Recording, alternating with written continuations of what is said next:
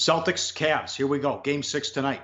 Everything we've talked about here with the Celtics. 10-0 straight up in ATS at home. 1-6 straight up on the road.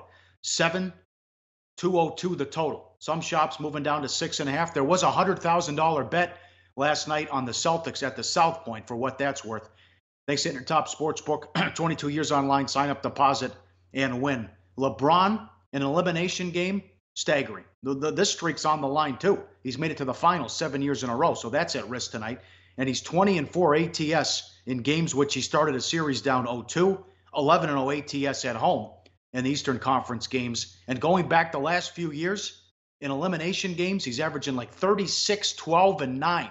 It's ridiculous the number he's putting up in elimination games. But the Cavs are at home, so you know the supporting cast will at least show up, as they have been awful on the road in this series.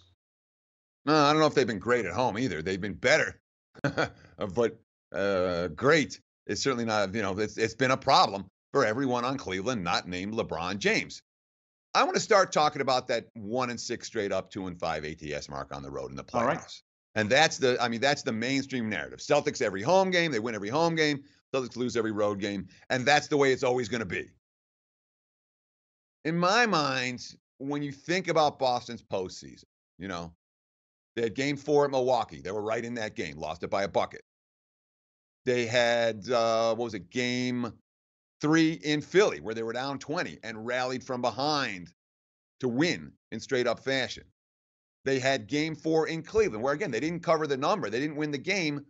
Boston wasn't a wrong side in that ballgame. They missed a bunch of bunnies. It was one of those games, but it wasn't like the Celtics weren't the same Celtics that we've seen at home. Their shot selection has been a little bit better at home. Their offensive execution has been a little bit better at home, but I don't look at the Celtics, a team that won all year away from home, as a team that, they're so young they can't win on the road in the playoffs. We've seen them do it, and we've seen them come close. If you're making a case for Cleveland, and you can, the case, in my mind, should not be based on Boston can't win road games. Boston can win road games. They certainly have been competitive in a lot of these games in the highway, even here in the postseason. Well, that Milwaukee game you brought up, they were down 22 in the third quarter. Again, the supporting cast hasn't played well on the road. Here's what I like. They got the win by double digits in game 5, and Rozier was 3 of 15, and Brown struggled shooting as well. And now Tatum's starting he's been aggressive. We know he can shoot. He's been attacking the basket as well. And make no mistake about it, he's not the only guy. LeBron's tired. You see that. He's got the hand on his hips. He's tugging on his shorts. This guy's tired. And the fact that he has to carry this team, and he's got no one to pass to or help out in road games so far, that's a big deal. So we'll see if, but again, blowout in game 3, and then get off to a good start, though. Game 4, they're down 16 in the first quarter, and then they were right there and outplayed the Cavs the rest of the way. But you can't fall in a hole like that. And how do they officiate the game? Well, they call the ticky-tack stuff like they did in game 4 because Morris and Brown were in foul trouble. LeBron is unguardable if they're going to call the small change stuff. No question. But it was interesting to see Brad Stevens make the adjustment to his starting lineup, putting Baines in there for Marcus Morris and then bringing Morris off the bench. And that was certainly a winning move and a right move to go big on Cleveland. Whether that works again or whether they do it again tonight is another question entirely. And it's worth noting, the Celtics defense so good. There was the 3rd worst offensive game of the playoffs for Cleveland, but it wasn't even like Boston played particularly well. Their effective field goal percentage 36.5%, 10th worst by a winning team in a conference final game since 1984. So the Celtics are here now with the chance to close out Cleveland because their defense has been there. And sure, we know what LeBron has been. LeBron's been to 7 straight finals. LeBron in these elimination games or potential elimination games has been basically epic on a pretty consistent basis. And, Ty Lue's expecting more of the same. Quote, if I had to pick one guy and choose one guy to prevail, it would be LeBron. I know he'll be great come tomorrow. Obviously, this is a quote from yesterday. Again, 10-3 straight up when facing elimination since 2012 for LeBron's teams. But it's not just winning this game. They got to win it by margin, Paul.